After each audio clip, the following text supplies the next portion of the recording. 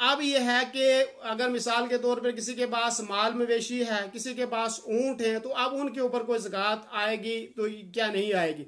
तो उस सिलसिले में यह है, अगर किसी के पास ऊँट हैं तो 5 से कम ऊँट, अगर किसी के पास से 4 ऊँट हैं तो उनके ऊपर ज़कात नहीं आएगी। लेकिन 5 से ज़्यादा हो गए हैं तो ऐसी सूरत में उसको एक साल बकरी या 1 साल भेड़ का बच्चा अदा करना पड़ेगा जब उसके पास 5 ऊँट हो गए।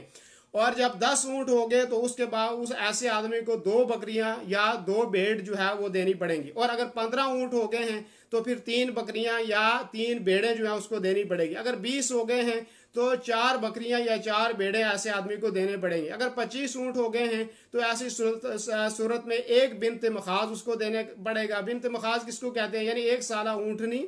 और अगर ये ना हो तो 2 साल ऊँट भी दिया जा सकता है। इसी तरह अगर 36 ऊँट हो गए हैं तो 36 ऊँटों में 2 साल ऊँटनी जो है वो ज़कात के तौर पे देनी पड़ेगी।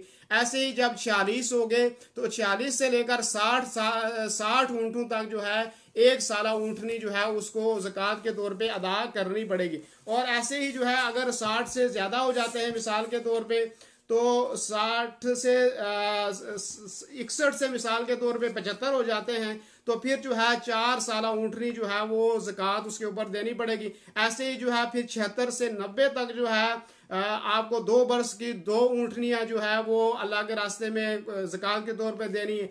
ऐसे ही अगर 91 से लेकर 120 ऊँट हो जाते हैं आदमी के पास तो फिर 3 बरस की जो है वो 2 ऊँटनियाँ उसको देनी पड़ेंगी। और अगर 120 से ज़ायद हो जाएं तो हर 40 ऊँट पर 2 बरस की ऊँटनी देनी पड़ेगी। और हर 50 ऊँट पर जो है 3 साल ऊँटनी जो है वो देनी पड़ेगी। ये ऊँटों का निसाब है। और आप सोचते होंगे इतने ऊँट भी किसी के पास होते हैं या नहीं, तो ऊँट बहुत ज़्यादा होते हैं। ऊँट कई लोगों के पास 1000 2 हज़ार 3 हज़ार ऊँट भी जो है लोगों के पास होते हैं।